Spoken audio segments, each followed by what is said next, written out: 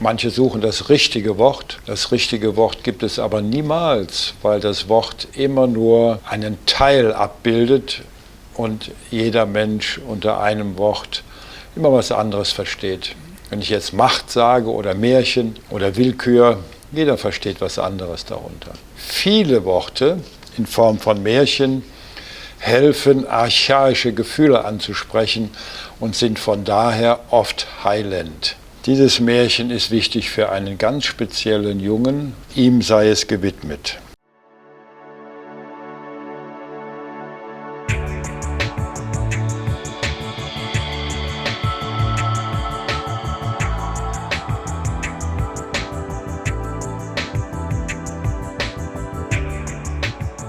Das Märchen vom Kuscheln und vom Reden und vom Fragen, vom König und vom Prinzen und vom Prinzenoper. Es war einmal ein kleiner junger Prinz, der war sehr klug. Er hatte einen ganz großen Kopf und leider war er etwas ungeschickt. Das dachte er jedenfalls von sich selbst. Die anderen Menschen dachten das nicht. Der kluge Prinz hatte viele Ängste, kleine Ängste, große Ängste.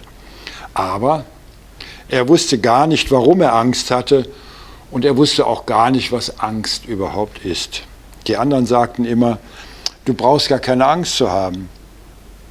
Also dachte er, es muss Angst sein, was ihn bewegte. Oder ob es irgendein anderes Gefühl vielleicht war, was ihn bewegte. Vielleicht Ungeduld, vielleicht das Bedürfnis nach Distanz, vielleicht das Bedürfnis nach Abstand, nach Bewegung. Aber die Menschen um ihn herum sagten immer Angst dazu. Der kleine Prinz wunderte sich, die Menschen mussten sowieso immer allem Worte geben. Er brauchte immer etwas, manchmal sehr viel länger, um für die Dinge Worte zu finden. Er war kein Wortefinder. Aber er konnte sich abwenden und er konnte sich sehr schnell bewegen, hin und weg bewegen, das konnte er. Gott sei Dank konnte er was ganz Wichtiges, das beruhigte ihn. Er konnte total gut bei seinen Kuscheltieren kuscheln. Die Prinzen in diesem Land, das ist die Erklärung oder eine Erklärung. Es gibt immer viele Erklärungen, es gibt immer den wahren Grund, aber es gibt viele Erklärungen. Die Prinzen in diesem Land also bekamen nämlich immer ein Kuscheltier. Und das Gute war, dass die Könige dem Prinzen immer ein schönes Kuscheltier zur Verfügung stellten. Nicht nur eins, sondern viele. Auch heute noch. Und einen Prinzen, woran erkennt man einen Prinzen? Einen Prinzen erkennt man daran, dass er extrem gut kuscheln kann. Aber manche wollen nicht kuscheln, manche Menschen. Das sind keine Königssöhne. Ein wahrer Königssohn kann und will gut kuscheln. Was für Kuscheltiere gibt es denn? Manchmal ein Elefant, manchmal ein Tiger, manchmal eine Schlange, manchmal eine Maus, ein Panther. In jedem Fall waren es immer Tiere mit schöner, weicher Tierhaut. Und immer wenn der Prinz Angst hatte oder dieses komische, beunruhigende Gefühl, nahm er sich sein Kuscheltier und kuschelte, manchmal auch heimlich. Warum? Je älter er wurde, desto mehr waren die Leute irritiert. Sie waren irritiert, dass er noch ein Kuscheltier hatte, obwohl er schon so alt war.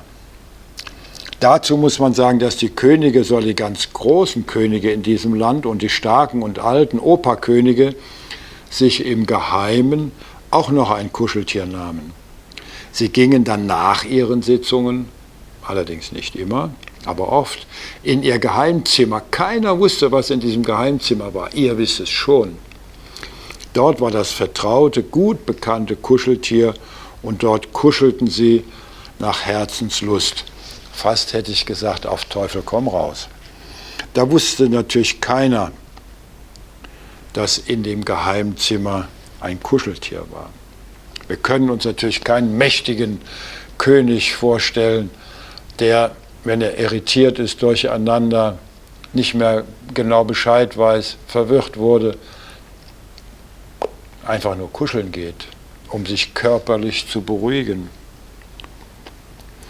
Ein König, mächtig und strahlend, in prächtiger Uniform, mit einer glitzernden Krone auf dem Kopf und einem Zepter in der Hand, der sich ganz schnell nach jeder Sitzung sein Kuscheltier holt. Das können wir uns nicht vorstellen, dass er sich körperlich in dieser Form beruhigt, entlastet und neu zu sich selbst findet. So war es aber zumindest in diesem Land und in den Ländern, wo das nicht ist. Ob es ein König ist, ein Kaiser, ein Fürst, ein Graf oder ein gewählter Mensch in einer Demokratur. Die Könige, das waren ja die früheren Prinzen. Ein Prinz wird dann zum König, wenn er älter wird. Und wir wünschen allen, dass sie sich ein Kuscheltier leisten können, um ihre Angst zu beseitigen. Manche Menschen brauchen merkwürdigerweise kein Kuscheltier. Die kuscheln auch miteinander, aber sie brauchen nicht unbedingt das Kuscheln. Andere reden miteinander, die können gar nicht schweigend zusammensitzen. Für manche ist Reden wie Kuscheln. Der kleine Prinz war froh, dass er sein Kuscheltier hatte. Er wusste jetzt, dass auch die Könige und die Operkönige ein Kuscheltier im Geheimzimmer haben. Manche Menschen reden, andere kuscheln. Manche können reden und kuscheln, so war das halt. Und unser kleiner Prinz wusste, er muss das, was er besonders gut kann, das Kuscheln, in Reden verwandeln und er musste lernen, Worte zu finden, auch für seine inneren Gefühle. Und irgendwann erfand der kleine Prinz ganz viele Märchen. Märchen vom Kuscheln und vom Reden, vom Weglaufen und vom Dableiben, vom Aushalten. Aushalten bedeutet, ohne Kuscheltier eine Weile leben zu können. Das können manche Menschen nicht, die immer reden mussten. So konnte unser kleiner Prinz bald alles, auch ohne Kuscheltier leben und ganz viel und ganz schnell reden. Und wenn er nicht gestorben ist, dann kuschelt und redet er noch heute und erzählt von seinen kleinen Prinzen, Kinderprinzen, Babyprinzen und von seinem Königspapa und Königsopa, wie alle Kuscheltieren. Aber die Kuscheltiere können nicht reden und manche Menschen können reden und nicht kuscheln. Wir sollten alles üben, das Schweigen, das Kuscheln, das Reden und vor allen Dingen das Zusammen miteinander Lachen, auch das grundlose Lachen. Man kann einfach nur zusammen lachen und tanzen.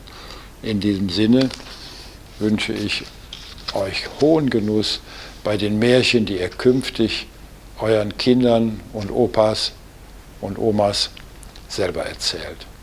Das war für heute das erste Märchen in hoffentlich einer langen Reihe von anderen Märchen. In diesem Sinne, einen schönen Tag.